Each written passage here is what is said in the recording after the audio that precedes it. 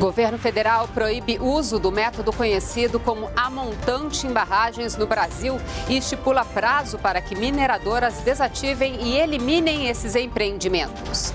Meta para 100 dias de governo. Concessão de aeroportos e portos injeta dinheiro na economia e melhora a prestação de serviços à população. Governos se unem para recuperar a Baía de Guanabara. Medidas devem incluir ações de saneamento básico com participação da iniciativa privada. Essas e outras notícias você acompanha agora. E para participar, basta acessar o bate-papo ao vivo no YouTube ou usar hashtag TVNBR nas redes sociais. O Repórter NBR começa agora.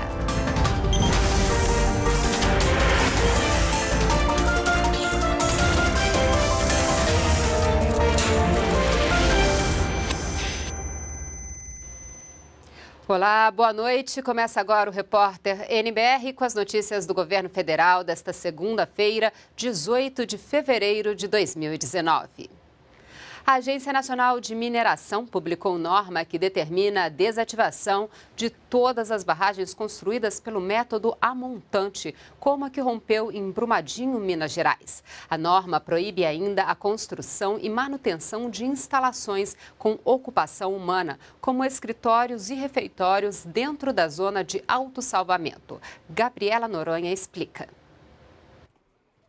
De acordo com a resolução, todas as barragens a montante que estão desativadas devem ser eliminadas até 2021 e as que estão em funcionamento até 15 de agosto de 2023. A medida da Agência Nacional de Mineração também proíbe definitivamente a construção de novas barragens de mineração nesse método, que era utilizado tanto na barragem de Brumadinho, Minas Gerais, da mineradora Vale, que rompeu no mês passado e deixou até agora mais de 160 mortos e mais de uma centena de desaparecidos. E também da Samarco, em Mariana, que em 2015 deixou 19 mortos e inúmeros danos ambientais.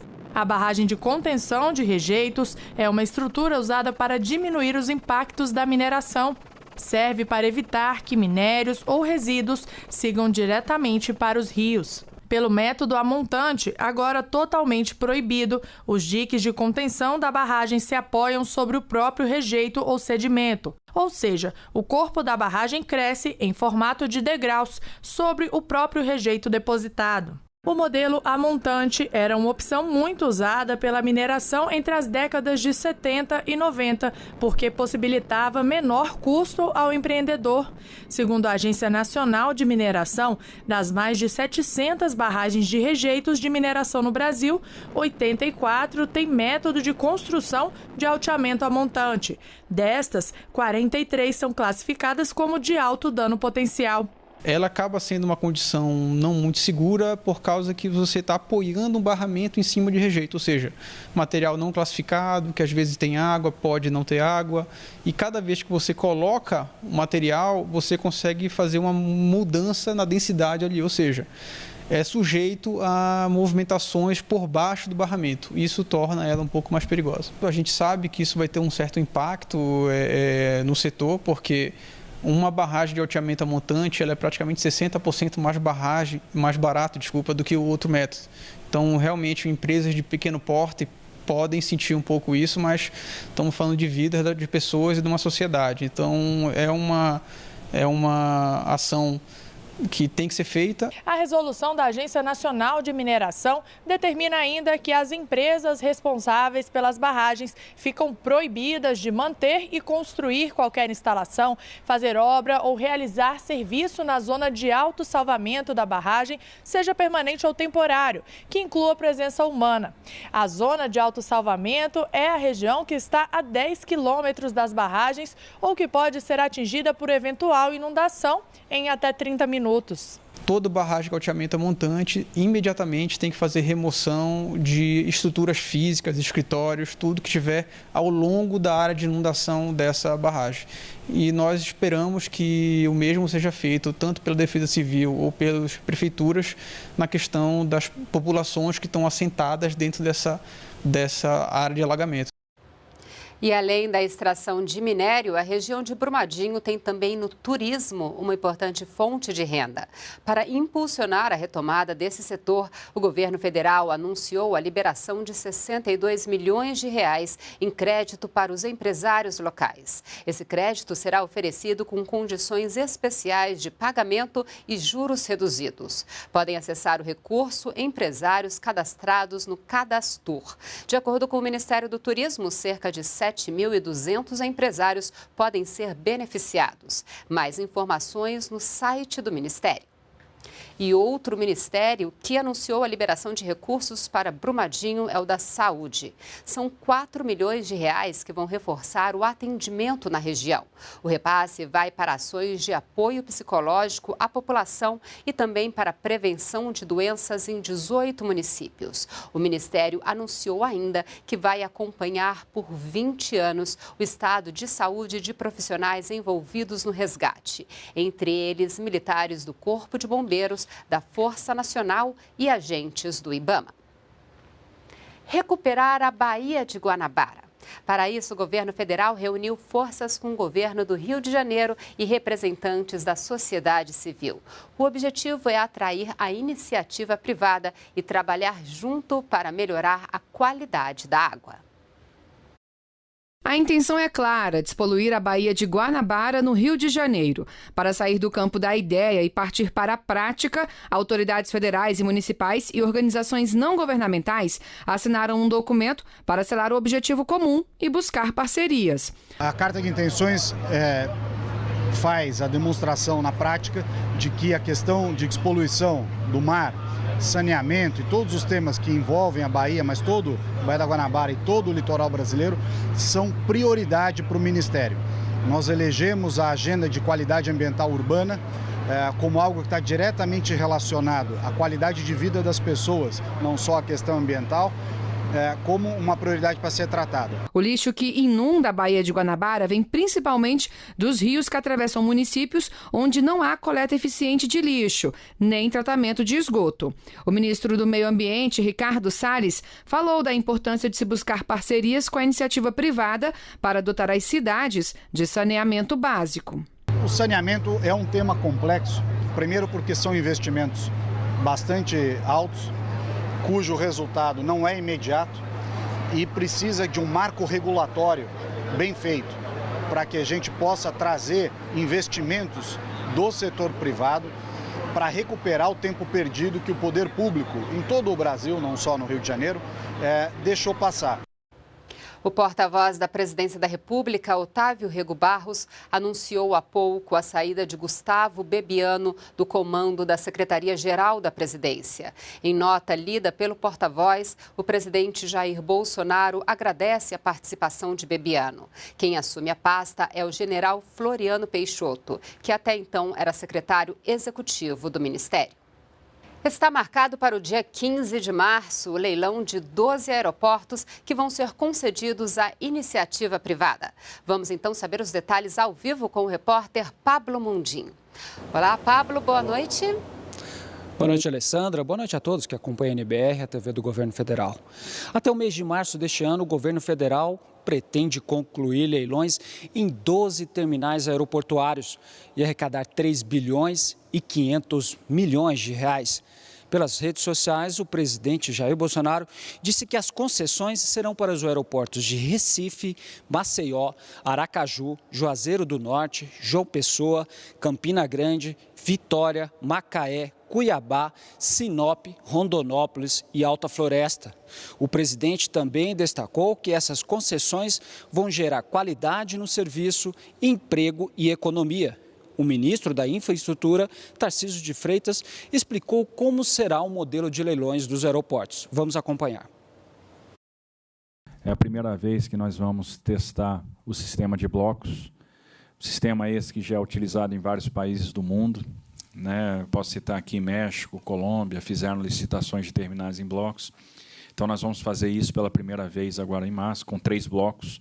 E sempre agora, daqui para frente, na lógica de blocos, ou seja, um aeroporto com mais movimento, com um aeroporto com menos movimento, na lógica de já ter um aeroporto que funciona como hub e outros aeroportos que são alimentadores.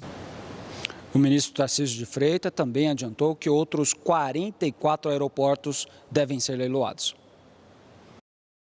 Nós vamos qualificar na primeira reunião do Conselho de Parceria de Investimento, Programa de Parceria de Investimento, né, do Conselho PPI, a 6ª rodada, e a gente já anuncia e já lança os estudos para a 6ª rodada, tão logo a gente conclua a 5ª, né, com mais 20 aeroportos, e por fim, terminando a 6ª rodada, a gente faz a 7ª com 24 aeroportos, incluindo aí na 7ª rodada aeroportos de Congonhas, o Santos Dumont. Nós vamos fazer, além dos 12 aeroportos, em março, mais 44, sendo que a gente deve fazer no ano que vem, no final do ano que vem, 20 e final de 2021, início de 2022, mais 24. Lembrando que essas concessões estão entre as metas da agenda dos 100 dias de governo. Volto com você, Alessandra. Muito obrigada, Pablo, pelas informações. E além dos aeroportos, mais investimento nos portos brasileiros. Foram assinados hoje 2 contratos para ampliar e modernizar, por meio da iniciativa privada, os terminais portuários de Açu, no Rio de Janeiro, e o porto de Santarém, no Pará. Foram assinados nesta segunda-feira 2 contratos que prevêem novos investimentos em uma área que tem crescido nos últimos anos no país, os portos. No ano passado, a movimentação de portos públicos e privados cresceu 3% em relação a 2017. Nos últimos 10 anos, foi registrado um aumento de mais de 30% no setor. Um dos contratos prevê investimentos de 16 bilhões de reais no Porto de Açu, que fica em São João da Barra, no Rio de Janeiro. Vão ser gerados 13 mil empregos diretos e indiretos no local. Com esses recursos, será construído um terminal que vai movimentar 21 milhões de metros cúbicos de gás natural por dia. Também está prevista a construção de 2 usinas termoelétricas para a movimentação e armazenagem de gás natural liquefeito. Juntas, as 2 termoelétricas vão gerar energia suficiente para atender 14 milhões de residências. O outro contrato assinado nesta segunda-feira também prevê novos investimentos no Porto de Santarém, no Pará. São 175 milhões de reais que vão beneficiar o setor de distribuição dos combustíveis na região norte. A ideia original, a concepção do terminal, envolvia investimentos da ordem de 30 milhões. Então a gente havia concebido um terminal com uma visão e vem a iniciativa privada, né, com toda a sua ousadia, né, e propõe algo que é tantas vezes maior, né, mais que 5, quase 6 vezes maior do que a gente havia programado. O Porto de Santarém, localizado no Rio Tapajós, começou a operar em 1970 e é responsável por escoar parte da produção do Centro-Oeste. O porto também é responsável por transportar o combustível que chega de Manaus, no Amazonas, em balsas, para os caminhões que fazem o transporte no norte do país. Há um acerto neste caminho de buscar as parcerias de investimento com o setor privado. Não por acaso foi criado o Programa de Parceria de Investimento, não por acaso ele foi mantido depois de uma transição de governo, e o nosso foco, o nosso pilar principal de atuação é a transferência de ativos para a iniciativa privada. Os Ministérios das Relações Exteriores, da Economia e da Agricultura divulgaram hoje notas sobre as restrições impostas pela União Europeia para a compra de produtos de aço do Brasil. O governo brasileiro informa que encaminhou à União Europeia um pedido de compensação por essas restrições. Além disso, a nota destaca que o Brasil enviou à Organização Mundial do Comércio uma notificação de que o país poderá adotar medidas para reequilibrar o comércio com o bloco europeu. Os ministérios afirmam ainda que o Brasil permanece aberto ao diálogo em busca do melhor encaminhamento para essas questões. A 3ª Divisão de Exército da cidade de Santa Maria, no Rio Grande do Sul, abriu chamada pública para a compra de alimentos produzidos por agricultores familiares. Por meio do programa de aquisição de alimentos, cerca de 2.600.000 reais estão liberados para a compra de frutas, legumes, temperos, farinhas e leite em pó, entre outros produtos. O programa de aquisição de alimentos é uma iniciativa do governo federal que beneficia beneficia diretamente a agricultura familiar e também gente que está em situação de vulnerabilidade. E aqui no Distrito Federal, mais produtores foram incluídos no programa. Cleide Lopes tem os detalhes. Numa área de 20 hectares, nessa região de Planaltina de Goiás, a cerca de 100 quilômetros de Brasília, a agricultora Maria José cultiva há 10 anos um pouquinho de tudo: feijão, milho, tomate, mandioca, limão, banana, abacate, entre outras frutas. Além de sustentar a família, Dona Maria também tenta comercializar parte da produção. Entregando para os atravessadores mesmo.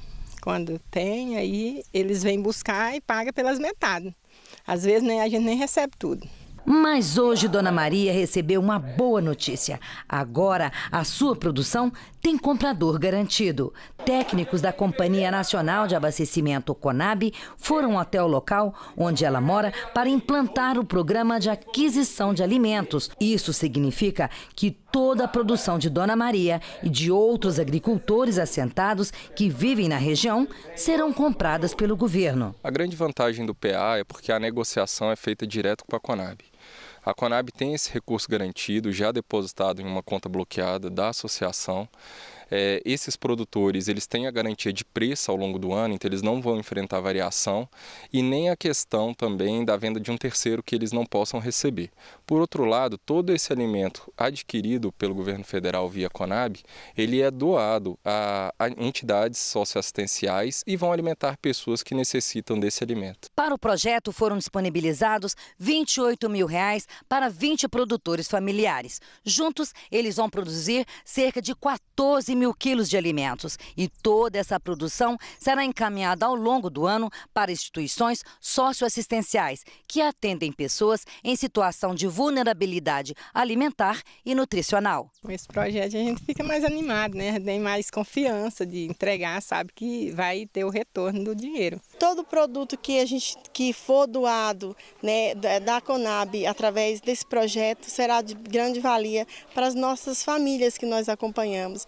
Então, esse projeto irá dar uma sustentabilidade, um diferencial, irá fazer um diferencial muito grande na vida de mais de 2.000 famílias que nós acompanhamos no CRAS de Planaltina. O PA, ele é uma grande escola, ele capacita os produtores, as entidades, associações cooperativas de agricultores familiares, dentro dos vários programas que o governo federal tem, seja o PA, o PNAE ou chamadas públicas, e isso abre um leque para comercialização. Além disso, fortalece o espírito de associativismo e cooperativismo, mostrando que a comercialização em grupo ela é muito mais vantajosa para eles e muito mais segura. Então, isso acaba trazendo credibilidade e rentabilidade para esses produtores, fomentando sua produção, diversificando e aumentando a renda em sua propriedade.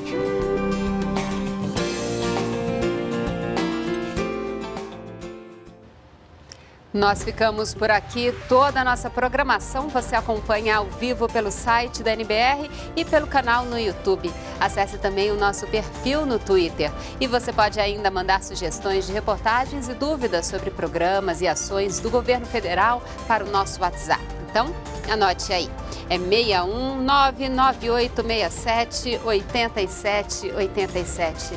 Uma boa noite para você e continue com a gente na NBR, a TV do Governo Federal.